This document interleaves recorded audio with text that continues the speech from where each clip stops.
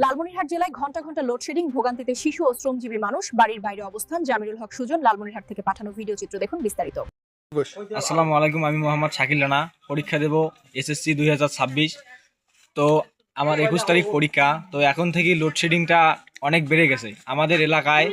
বর্তমান আমাদের এলাকা বলতে আমাদের এই ওয়ার্ডে এবং 4 নং সারপুকুর ইউনিয়নে 4 নম্বর লাইনটা প্রতিনিয়ত দিনে কম করে হলেও 6 থেকে 7 ঘন্টা এবং রাতে 3-4 ঘন্টা লোডশেডিং দেয়। এর কারণে আমাদের এলাকায় অনেক শিক্ষার্থী এবং আমি সহ অনেকেই পড়ালেখার সমস্যা হচ্ছে।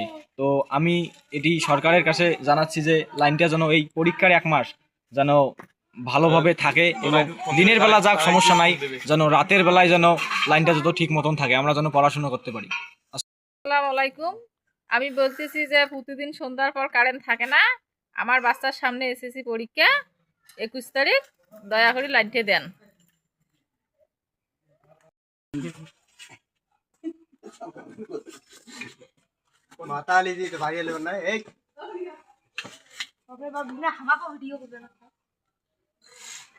হ্যাঁ, কি শান্তি সকালে এখানে খাইছুম বা কেয়া কফিটা দিয়ে এখানে ভাত।